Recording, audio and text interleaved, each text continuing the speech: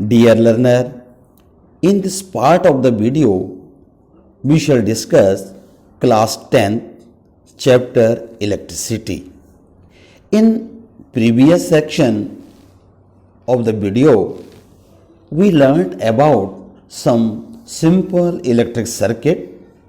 We have noticed how the current through the conductor depend upon its resistance and the potential difference across its end. In the various electrical gadgets, we often use resistors in various combination. जैसे कि हमने Ohm's law में भी देखा, उसमें x Y के बीच में एक अननोन रजिस्टर लगाया, उस रजिस्टर को हमने वैल्यू फाइंड की ओम्स लॉ के द्वारा. So there are the method of joining resistors in a combination as well as in series in the circuit, like there are two type of method of joining the resistor together. Number one, resistor in series and resistors in parallel. तो circuit में जो resistors होते हैं, number of resistors लगा सकते हैं, उसमें हम उनको या तो सीरीज में कनेक्ट करते हैं और या फिर पैरेलली जो है कनेक्ट करते हैं. तो पहले वन बाय वन हम इसको पढ़ते हैं. First one, resistors in series. Series क्या होता है? End to end. When 3 or 4 or more resistors like R1, R2, R3 are connected in series across AB. Like this you can see R1, R2, R3 इस circuit में लगे हुए हैं. Then the current in all the resistor is the same. आपने ये बात याद रखनी, जब सीरीज होता है तो इसमें करंट जो है सेम होता है, but the total voltage or potential difference across the resistor is equal to the sum of the voltage across each resistor. R1 में गई, वहाँ पर जो है V1 आ जाएगा. R2 में गई, वहाँ पर V2 हो गया, और जो V3 में पास हो रही है potential difference, that is V3. So V equal to V1 plus V2 plus V3. तीनों रेजिस्टेंस में इस हिसाब से रजिस्टर में पास कर रही है. So the current I through the circuit remains constant और the same. So applying Ohm's law on the entire circuit, then V equal to IR. and इनको हम अलग अलग पार्ट में, जैसे V1 equal to IR1, V2 equal to IR2 और V3 equal to IR3, ये अब ओम्स लॉ को अप्लाई करते हैं प्रत्येक जो भी रजिस्टर है उसमें. सो V क्या पढ़ा था हमने? टोटल पोटेंशियल डिफरेंस कितना है? V1 plus V2 plus V3. अब इनकी वैल्यू को हम रख देते हैं, जैसे V इक्वल टू आ गया IR, ये सबके लिए एक आ गया टोटल में, और VI की वैल्यू होगी IR1 प्लस V2 की वैल्यू होगी IR2 प्लस V3 की वैल्यू होगी IR3. I left hand side और राइट हैंड साइड हमने कॉमन ले लिया. IR इक्वल टू I, और इसको ब्रैकेट में रख दिया R1 plus R2 plus R3. I equal, ये कैंसल हो गए. Then RS means resistors in series equal to R1 plus R2 plus R3. ये डेराइव हो गया when number of resistors are connected in series. So when several resistors are joined in series, the resultant resistance of the combination is equal to the sum of the individual resistance. तो जब भी कभी आपको numerical आता है कोई circuit में, कितने सारे जो है इसमें रेजिस्टेंस लगे हुए हैं, और वो जो रेजिस्टेंस लगे हुए हैं, रजिस्टर्स लगे हुए हैं, उनमें कितना जो है, उनकी कितनी जो है उनका रजिस्टर का रेजिस्टेंस कितनी है, उनको हम टोटल निकालने के लिए क्या करेंगे, सम कर देंगे। जितने भी रेजिस्टेंस आप सर्किट में लगे होंगे रजिस्टर्स, उनकी जितनी भी रेजिस्टेंस है उनको प्लस कर देंगे तो आ जाएगा रिजल्टेंट रेजिस्टेंस। नेक्स्ट जो टाइप है that is register in parallel. अब पैरेलल में कैसे होते हैं, अभी हम पैरेलल कनेक्शन बनाते हैं लाइक दिस। तो यहाँ पर ये सर्किट में R1, R2 और R3 पैरेलल हो गए। तो हम ये देखते हैं कि जो जितने भी यहाँ पर इनको हमने बैटरी के साथ, प्लग के साथ, की के साथ ऐसे कनेक्ट किया, एमीटर, वोल्ट मीटर इसके जो है पैरेलल में लगा देते हैं, सेम वैसी है। और जब हम देखते हैं combination of register, the potential difference remain constant.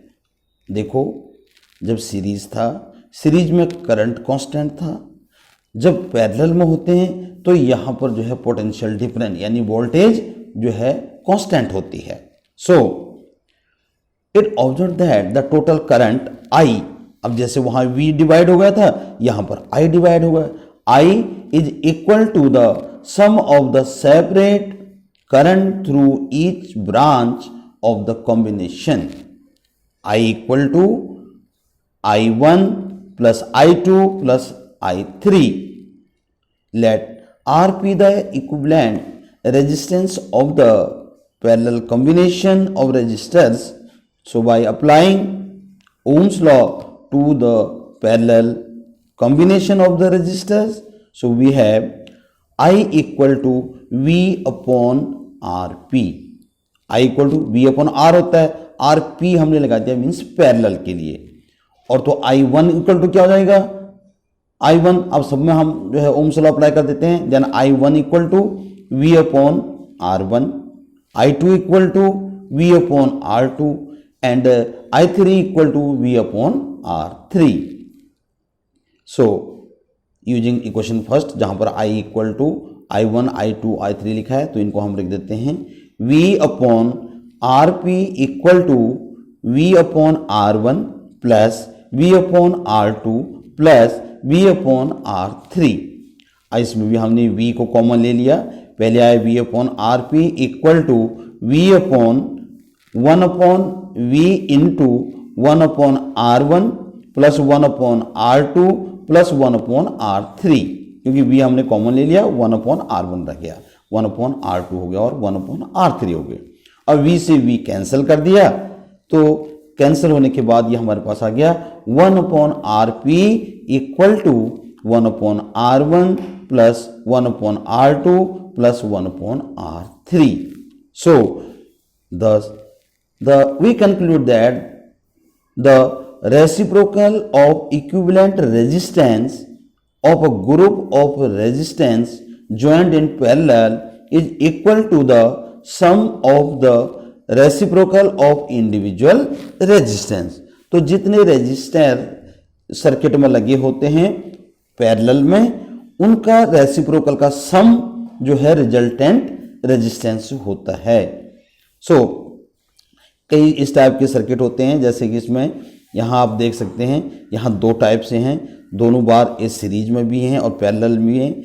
यहाँ पर R1, R2 पहले जो है और R3, R4, R5 भी पैरेलल में हैं, और R1, R2 and R3, R4, R5 ये जो है कंबाइंड फॉर्म में ये जो है सीरीज में भी हैं। इसके अलावा और भी इस टाइप के कई सर्किट होते हैं, तो जो आपको न्यूमेरिकल सॉल्व करने में ऐसे हेल्प कर सकते हैं। Next part, heating effect of electric current. Heating effect, consider current I flowing through the resistor of resistance R. Let the potential difference across it be V. Let T be the time during which the charge Q flows across the work done in moving the Q charge through a potential difference V is V into Q. So work done W equal to Q into V। जो Q होता है, Q क्या होता है, that is equal to I into T. हमने current में पढ़ा था I equal to Q upon T, इसको क्रॉस मल्टीप्लाई किया, then we get Q equal to I into T. इसकी वैल्यू हमने इक्वेशन में पुट कर दी, then W equal to V into I and applying Ohm's law V equal to IR। अब हमने V की वैल्यू IR इसमें फिल कर दी, then you get W equal to IR into I into T. Multiply किया I को, then we get I square into R into T. तो जितना ये वर्क डन हुआ ये है, जैसे कि अमाउंट ऑफ हीट प्रोड्यूस होगी, हीटिंग के लिए यूज होगी, ये कहते हैं I square R T. Work done against the electrical resistance gets converted into heat. अब हीट अप हो गया, कितनी हीट निकली W, जितना वर्क हुआ heat energy W equal to H equal to I square R T. और ये सबसे पहले जो बताया था ये जेम्स जूल ने बताया था, इस करके आगे जाके जूल्स लॉ ऑफ हीटिंग बन जाएगा। Therefore the source must supply energy equal to V into Q in time T, hence the power input to the circuit. इसको हम दूसरे तरीके से भी फाइंड कर रहे हैं, तो circuit by the source is P equal to Q upon T into V, या Q अपॉन T क्या होता है, वो होता है I। So P equal to आ गया V into I, potential difference into current flowing through it. Then energy supplied to the circuit by the source in time T। अब T टाइम में ये जो कितनी एनर्जी सप्लाई हो रही है, that is equal to H equal to P into T. अब वो हीट एनर्जी के फॉर्म में आता है, इस करके P इंटू टी, और P की वैल्यू भी हमने देखी ऊपर V इंटू आई, ये वैल्यू को पुल कर देंगे, then H equal to V into I into T, potential difference into current flowing through it and for the time taken. So we get H equal to I R into I into T. ये क्या है, ये V की value हमने फिर से Ohm's law को apply करके V की वैल्यू फिल कर दी, then I R I and T. अब I और I को मल्टीप्लाई किया, then we get H equal to I square R T. This is known as Joule's law of heating. Then what is Joule's law of heating? Joule's law of heating, इसका हम ये circuit diagram देखते हैं, तो इसमें ये जो resistance R है, इसमें कितनी हीट प्रोड्यूस होगी, ये किस पर डिपेंड करता है, heat, that is the known as the apparatus setups known as Joule's law of heating.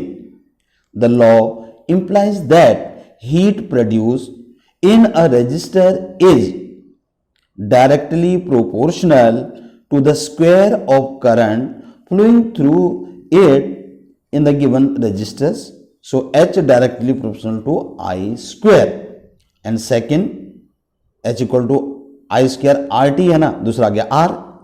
तो जो हीट कितनी प्रोड्यूस हुई, the directly proportional to resistance of the given current, then it become H directly proportional to R।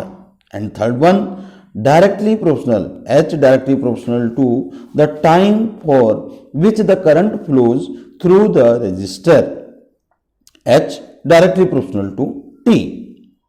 So heating effect of electric current has many useful application. The electric laundry iron, electric toaster, electric oven, electric kettle and electric heater are some of the familiar devices based on Joule's law of heating. कितनी heat इनसे produce हो रही है, H equal to I square R T, इस पर depend करता है। So electric power, next topic is electric power. ये पावर जो आपने 9th क्लास में पढ़ा उसी की तरह है, वर्क डन अपॉन टाइम वाला। So electric power is defined as the rate at which work is done by electric current. So P equal to V in W upon T means time, कितने time तक ये जो है use कर रखा है। So P equal to E, कितनी एनर्जी प्रोड्यूस हुई, अपॉन T, यह है इलेक्ट्रिक पावर की definition. So W equal to, अब इसको यूज कर रहे हैं क्रॉस मल्टीप्लाई करके, यह आ गया P into T, W equal to P into T, और यहां पर जो P की वैल्यू है, P की वैल्यू है V इंटू आई, उसे हमने फिल कर दिया। तो W equal to V into I into T, पहले W equal to P into T, इसको जो है क्रॉस मल्टीप्लाई कर दिया, फिर P की वैल्यू V आई फिल कर दी, it becomes W equal to V into I into T. Then P equal to, अब हम I या V इनकी वैल्यू भी चेंज कर देते हैं, तो this will become V I upon, ये P ऊपर जो लिखा है E अपॉन T की वैल्यू अपॉन T, T से T कैंसिल हो गया, तो P इक्वल टू क्या आ गया, V इंटू आई। तो power equal to V into I. ये कभी आप न्यूमेरिकल निकालना है तो उसमें हम इसको यूज कर सकते हैं कि कितना पोटेंशियल डिफरेंस है और कितना करंट उसमें फ्लो कर रहा है, या कितने टाइम के लिए कर रहा है, या कितनी एनर्जी प्रोड्यूस हो रही है। तो इसके रिलेशन से हम न्यूमेरिकल सॉल्व करेंगे। देन P इक्वल टू, अब V की वैल्यू रख दी I R, then P equal to I R into I multiply कर दिया आई स्क्वायर आर, ये आ गया। और I इक्वल टू जब वी आर रख देते हैं तो बन गया P equal to V square upon R. तो ये पावर निकाल, जब आपको पोटेंशियल डिफरेंस दे रखा है, रेजिस्टेंस दे रखा है, या पावर दे रखा है, कोई भी तीन इनिशियल्स दे रखे हैं, इसमें फिजिकल क्वांटिटी दे रखे हैं, आपको दूसरा निकालना है, तो ये जो है अप्लाई करना अपने power equal to V square upon R, R means resistance. So SI unit of power is joule second, watt और वोल्ट एम्पियर, क्योंकि वी आई होता है, वी क्या वोल्ट हो गया, आई का एम्पियर हो गया। तो ये इसके जो है SI यूनिट हैं। 1 वॉट की डेफिनेशन है, if an electric device consume 1 joule of electric energy in 1 second, its power will be 1 watt. This is the definition of 1 watt. या 1 watt equal to V यानी 1 वोल्ट इंटू 1A। इसकी जो larger unit है that is kilowatt, 1 kilo means 1000 watt. और जो हमारे पास घरों में इलेक्ट्रिक मोटर लगी होती है, या कोई इंजन होता है, चाहे ट्रेन का इंजन है या कोई भी व्हीकल का इंजन है, उसकी पावर जो होती है, उसकी जो पावर देखी जाती है वो ज़्यादा बड़ी यूनिट में होती है, हॉर्स पावर में देखी जाती है, उसे कहते हैं हॉर्स पावर। तो 1 horse power equal to 746 watt. 746 watt, जैसे आपने देखा एक 100 वॉट का बल्ब है, वैसे यहां पर एक जो हॉर्स है उसकी जो पावर है that is 746 what. Now electrical energy, electric energy, the total work done by an electric appliances in a given time is called electric energy। क्या है? The total work done by an electric appliances, चाहे वो heater है, चाहे वो कोई geyser है, या इलेक्ट्रिक केटल है, लॉन्ड्री आयरन है, कुछ भी ऐसे जो अप्लायंसेस हैं, तो total work done by an electric appliances in given time is called electric energy. Electrical energy equal to power into time, क्योंकि जो भी अप्लायंसेस है उसकी अपनी पावर होती है, वो वॉट में होती है। So E equal to symbol के फॉर्म में E equal to P into T. अब अपने P की वैल्यू आपको पहले से पता है, P इक्वल टू क्या होता है, V इंटू आई, तो V into I into T, and V की वैल्यू ओम्स लॉ के according V equal to I R. तो यहां पर हमने इसकी वैल्यू फिट कर दी, it becomes I square R T. और जब हम V की वैल्यू रख देते हैं, I की नहीं रखते हैं, तो ये क्या हो जाता है, V square T upon R, ये आर हो जाएगा ऐसे। तो जैसे जैसे आपको जो न्यूमेरिकल्स में जो पार्ट आपको दिए होंगे, फिजिकल क्वांटिटीज दी होंगी, उसके हिसाब से आपने इस फॉर्मूले को अप्लाई करना है। The commercial unit of electrical energy is kilowatt hour. जैसे कमर्शियल यूनिट है जो हम घर में इलेक्ट्रिसिटी यूज कर रहे हैं, वो चाहे डोमेस्टिक है, तो उसमें जो इलेक्ट्रिक आता है उसका जो कंजप्शन नोट की जाती है वो किलोवाट आवर में की जाती है, कॉमनली नोन एज यूनिट। जैसे आपने सुना होगा कि कहते हैं कि हमारे घर के इस बार इतने यूनिट खर्च हुए। Unit means KWH। जब इससे रिलेटेड न्यूमेरिकल आता है कि कितनी कंजप्शन हुई, बिल कैसे जनरेट होता है, तो उसमें आपको यही अप्लाई करना है, KWH known as 1 unit. 1 watt hour is the energy consumed when 1 watt of power is used for 1 hour। जब हम 1 watt जो है पावर को 1 घंटे तक यूज करते हैं तो उसे कहते हैं 1 watt hour। 1 KWH यानी kilowatt hour equal to 1000 watt, kilo means 1000 watt, और आवर मीन्स 60 मिनट, और 1 मिनट इक्वल टू 60 सेकेंड। तो 1 hour equal to 60 into 60 second. हमने 1 आवर को सेकेंड में कन्वर्ट कर देना है। सो इनको मल्टीप्लाई किया, 6 6 36 और 5 0 आ गई, तो 3 6 5 टाइम 0 0 0 0 watt second।